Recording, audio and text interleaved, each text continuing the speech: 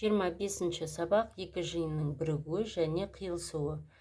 Жануарларға қамқорлық. Сен екі жиынның бірігуі мен қиылысуы белгілеуді, құрастыруды, бейнелеуді үйренесің. Бірінші есеп бойынша, бізде екі жиын берілген екен. Үлкен жиын және кіші жиын. Үлкен жиын және кіші жиын. Осы екі жиында элементтер орналасқан.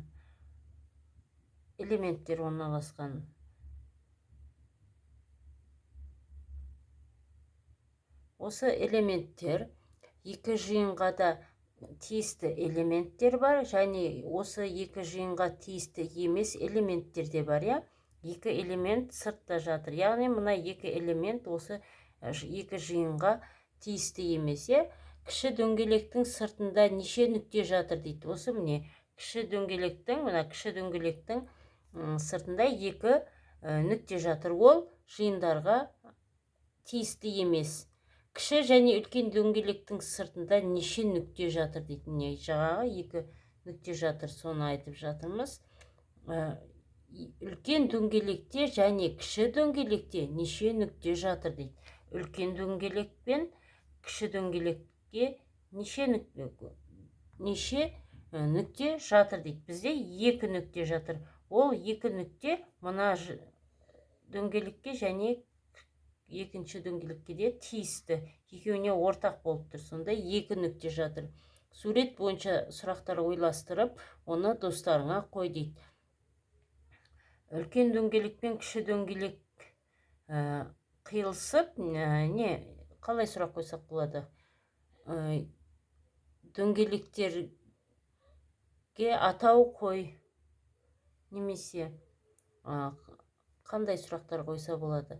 Дөңгелектердің ортақ элементтері бар ма деген сұрақ болады. Келесі екінші есеп бойынша 3-ке және 4-ке бөлінетін сандар жазылған қима қағаздар дайында. Екі сақинаны суреттегідей үстелдің бетіне қой. Оның сол жағына 3-ке бөлінетін сандар жиыны және оң жағына 4-ке бөлінетін сандар жиынын жазылған қима қағаздарды орналастыр дейді.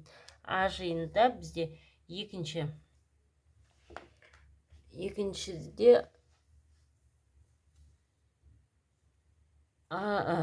дөңгелек құрастырайық.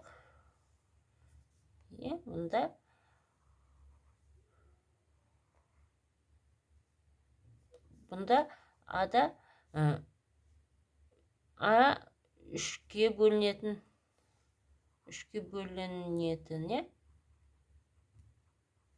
В-да төртке бөлінетін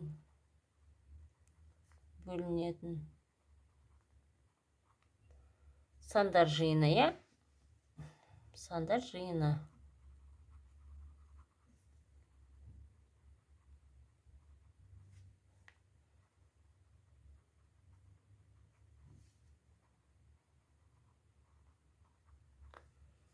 Келесі, енді осы А жиынында 3-ке бөлінетін сандар неше болады? 3, 6, 9, 12, 15, 18, 21, 21-ден кейін 24, 27, 30, я? Келесі В жиынында тағы кете береді 3-ке бөлінетін сандарда. Біз енді бір 30-ға дейін алдық. Енді келесі 30-ға дейін 4-ке бөлінетін 30-ға дейінгі сандарды қарастырып көрейік.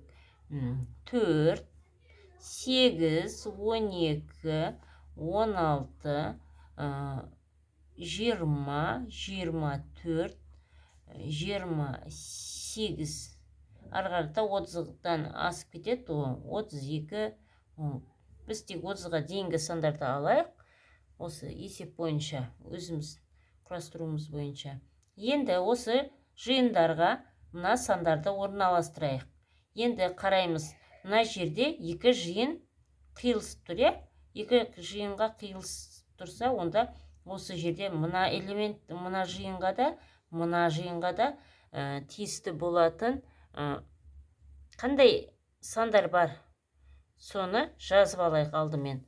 Міне, А жиынында 12 және 24 саны. 12, 24 сандар кездеседі екен. Міне, 12, 24. Осы екі жиында да кездесіп тұр, иә? Міне, сонда 12 және 24 деп жазып алайық. Келесі, мына А жиынына қалған элементтерінің өзін орналастырамыз. 3, 9, 6, сосын 12-ні мында жаздық. 15, 18, 21, тағы 24 мында жаздық. Өйткені олар екеуіне де ортақ. 24, 27, сосын 30. Келесі 4, мына В жиынына 4-ті жазамыз. А жиыны, мында В жиыны орналасқан. 4, 8, 12 мында бар, 16, 20, 24 мында бар, 28. Сонда бізде жиындар пайда болды, жиынды шығардық. Енді 3-ке бөлінетін немесе 4-ке бөлінетін сандарды ата дейді. Менде бізде 3-ке және 4-ке бөлінетін, 3-ке бөлінетін және 4-ке бөлінетін, міне 12 және 24. 12 саны және 24 саны шықты, Бұлар 3-ке де 4-ке де бөлінетін сандар. Келесі, егер жиындар атауында және сөзі қолданылса, онда оның әр элементі екі жиынның қиылысында, екі шеңберге ортақ бөлігінде дейді, орналасуы тиіс. Және жиындардың қиылысуы белгісін көрсетеміз. Бізде жиындар берілген. А жиыны және Б жиыны, Осы жиында А және В. Сонда бізде, жаңа біз екінші есепте бізде 3-ке 4-ке бөлінетін сандар дедік қой. Сонда бізде А және В, бұл және деп атаймыз. А жиынында және В жиынында орналасатын элементтер қиылысуында, міне қиылысуында. Яғни бізде қиылысуында орналасқан элементтер және. Сонда мына жерде қиылысқандағы элемент мына жиында да бар, және мынада да бар деген мағынаны білдіреді. Сонда бізде екінші есепте шығардық қой. 12 мен 24 саны, А және В жиынына да тиісті. Келесі, егер жиындар атауында немесе сөзі қолданылса, онда оның әрбір элементі кез келген екі жиынның бірінде орналасуы мүмкін. Ол немесе сөзі ол белгілеуі жоғары қарайды екен бізде. Міне мұнда А жиыны, мынада Б жиыны, мынада А жиыны, Б жиыны. Яғни А жиыны, мында жиыны. Немесе. Енді немесе А, немесе Б. Бұл немесе. Енді қараймыз. А жиынында жатқан элемент, осы екі элемент, осы А және В жиынында осы элементтер жатыр. А жиынында жатады, немесе В жиынында жатады. Енді есептерде қарастырғанда 18 саны А немесе В жиынында жатады. 27 саны А жиынында жатады немесе В жиынында жатады деген сөз. Келесі үшінші есеп бойынша құстардың атауын оқыңдар. Олар қай шеңберде орналасқан? Аңдардың атауын оқыңдар. Олар қай шеңберде орналасқан?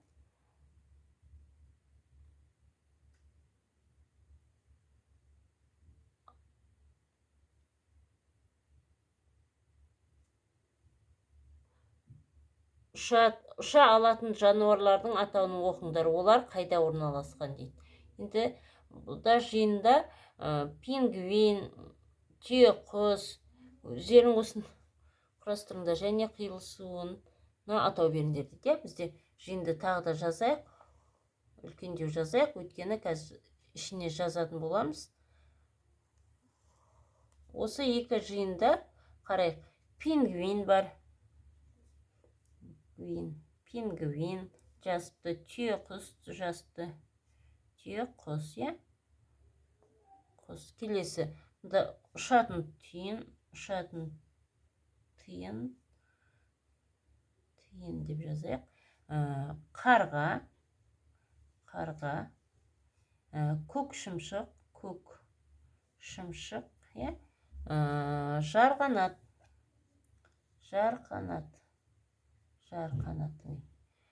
Кешіріңіздер. Түлкі, қасқыр. Енді бұл өздерің осындай жиын құрастырыңдар дейді. Жиындардың қиылысуына атау беріңдер дейді.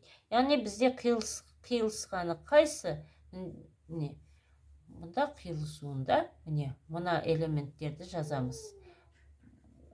Осы элементтерді сонда мұнда атау қойсақ, мұнда пингвин, түйеқұс, ұшатын қарға дейді. Бұларға не? Құстар деген атау берейік. Құстар. Бұлар жануарлар.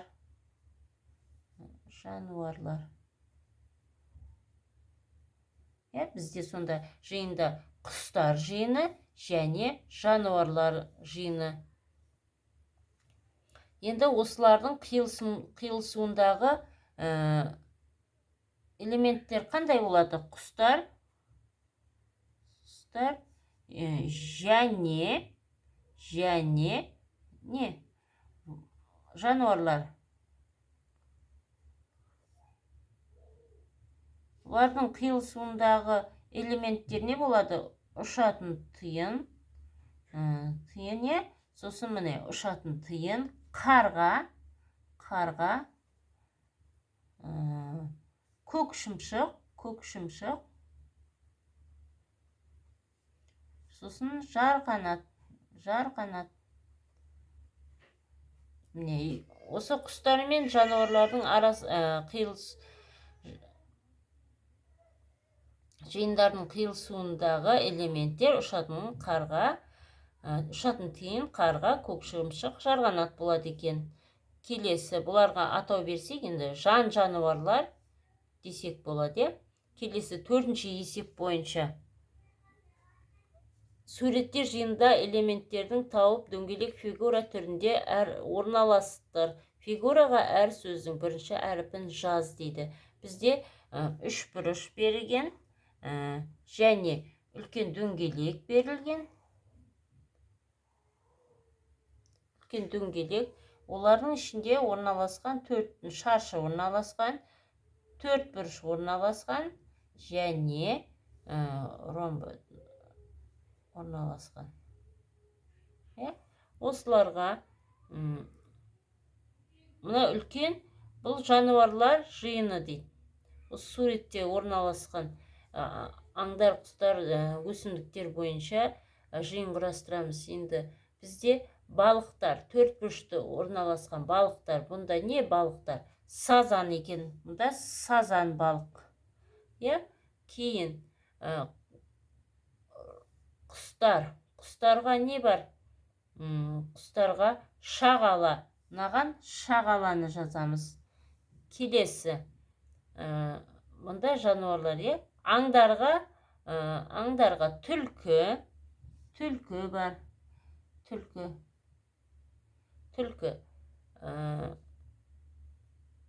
Түлкі керік. Келесі құстар.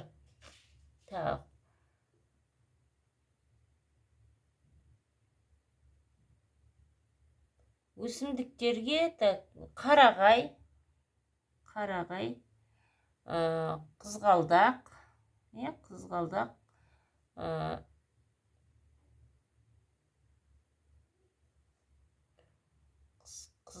осылар жатты. Енді бізде жануарлар жиыны. Енді қарайық. Суретте жиын элементтерін тауып дөңгелек фигураға түрінде орналастыр. Фигураға әр сөздің бірінші әріпін жаздық.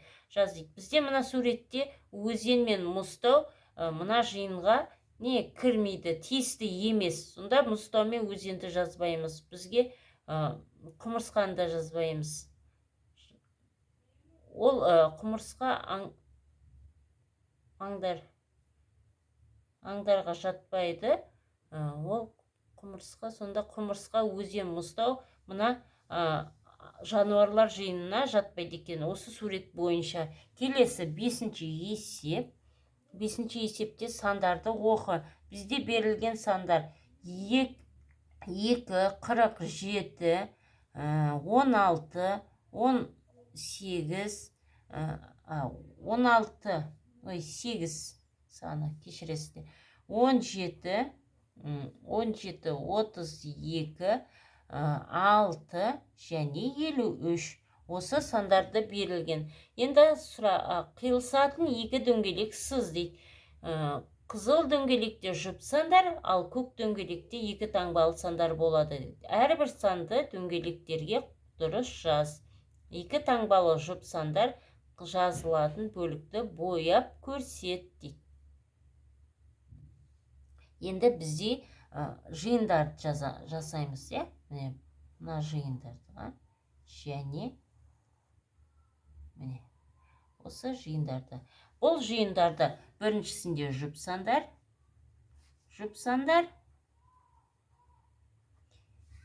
екі таңбалы сандар,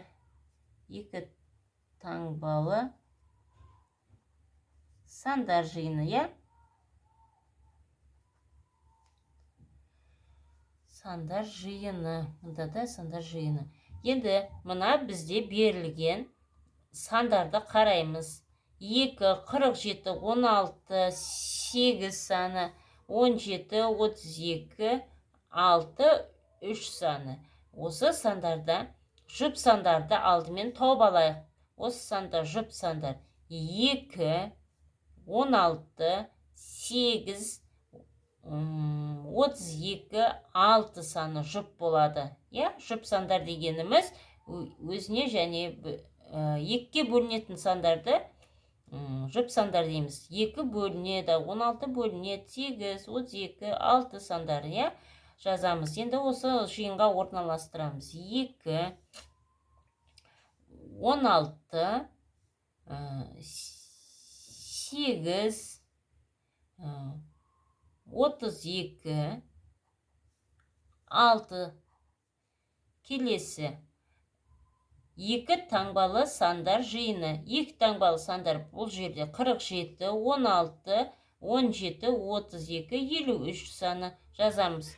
47, 16 мұнда бар, 8, 17, келесі 32 және 53.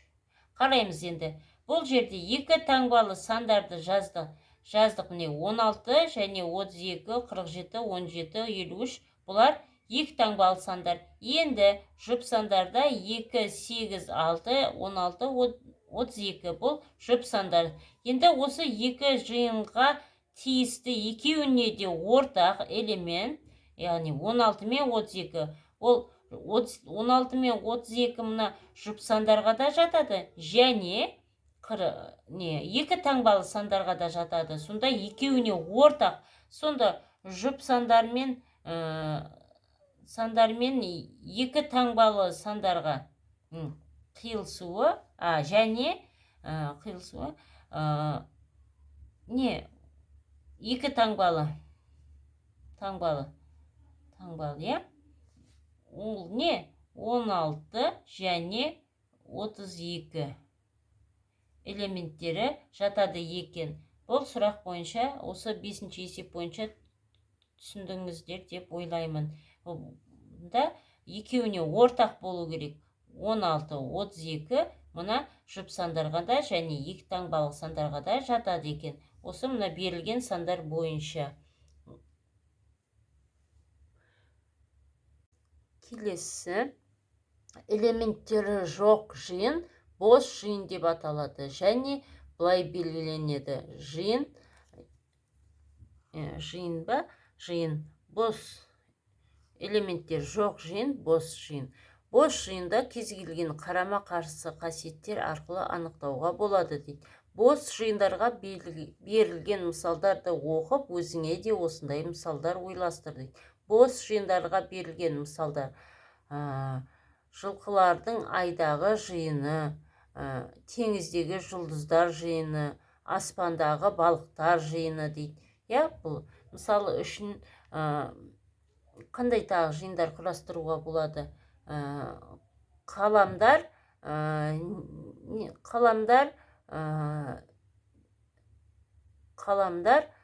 жануарларға жатпайды, жануарлар жиынына жатпайды.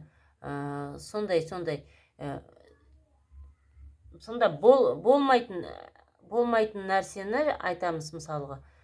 Сондай қисынсыз сөздер, мысалы аспандағы балықтар жиыны деген сияқты. Аспанда балықтар болмайды, сондықтан ол балықтар аспанда жатпайды. Яғни бос жиын, аспанда балық болмайды деген сөз мағынаны береді. Келесі есепті шығар, 6-шы есепте. Әлия 9 теңгеден 5 дәптер және 540 теңгеге қойын дәптер сатып алды. Ал Сырым 9 теңгеден 4 дәптер және 345 теңгеге альбом сатып алды. Олардың қайсысы көп және қанша ақша артық жұмсады дейді.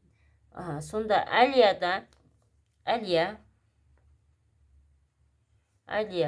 9 теңгеден 5 дәптер. Сонда қанша болады? 45, және 540 теңгеге қойын дәптер сатып алды дейді. Сонда бізде Әлияның ақшасы қалай болады? 9 көбейту 5 қосамыз 540. Сонда сатып алды. Сонда Әлияның ақшасын есептейміз. 45. Мұнда 45-ке 540 қоссақ, 500-де 85. Әлия. Енді Сырым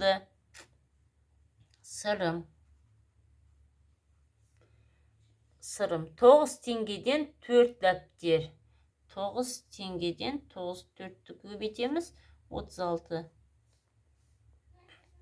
Сонда 9 көбейту 4 қосылған қанша? 345. Сонда есептейміз. 345-ке 36 қосамыз. 381. Енді салыстырамыз Әлия және Сырымның ақшаларын. 585, 381 теңге.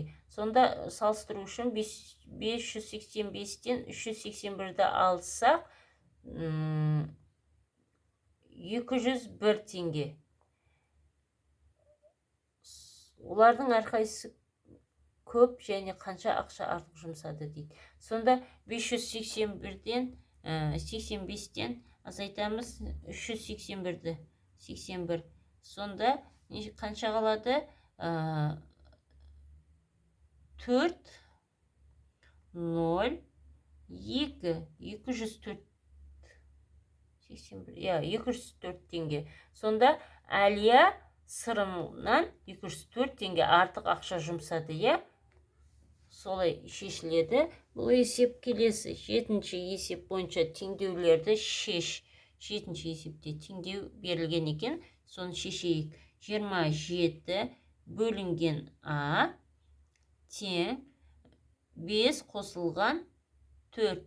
Бұл есепті теңдеуді шығарамыз. 27 бөлінген А тең 5-ке 4-ті қоссақ 9. Енді теңдеуде 27-ні қандай да бір санға бөлгенде 9 шығады дейді.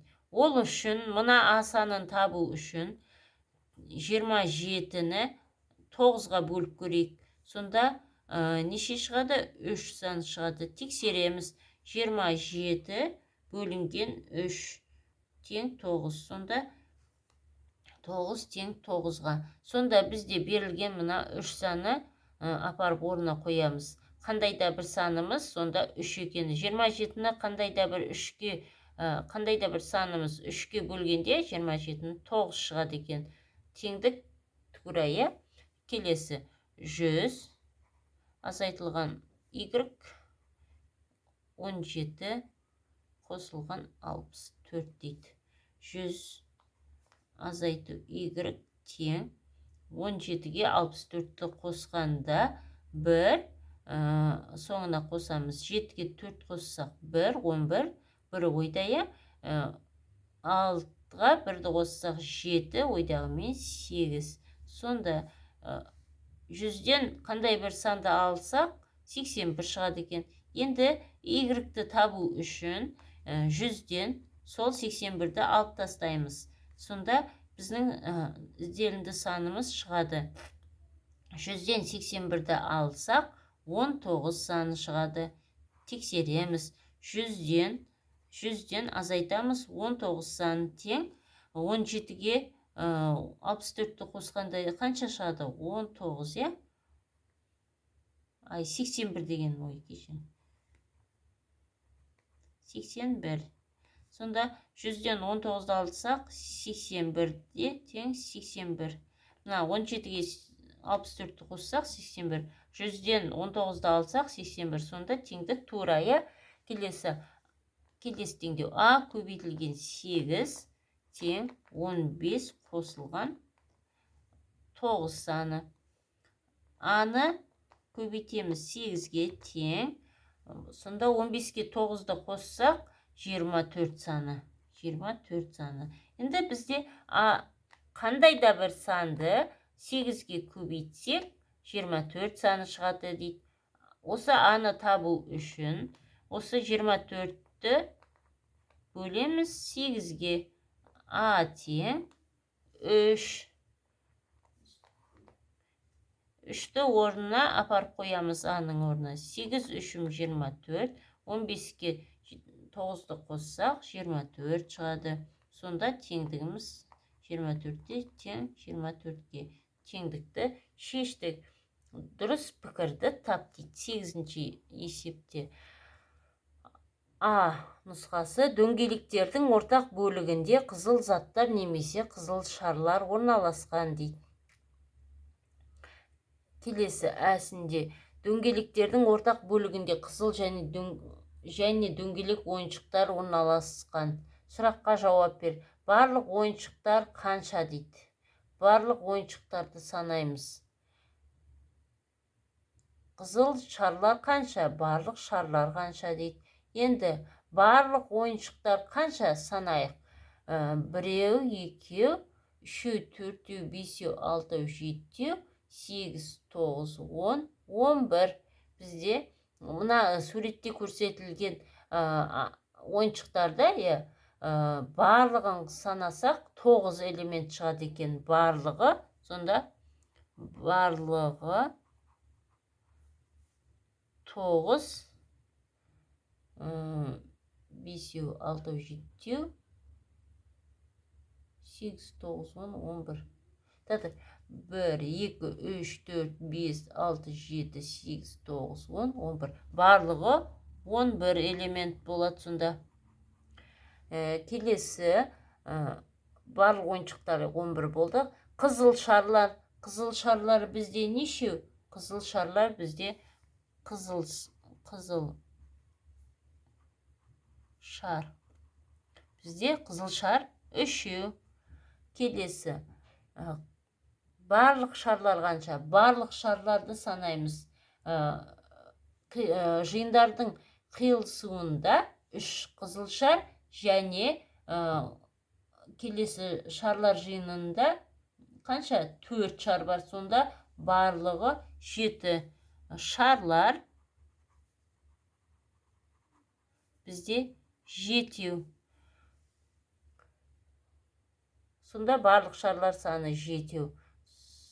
Сонда осы 8-ші есеп бойынша дұрыс пікірлерді таптық.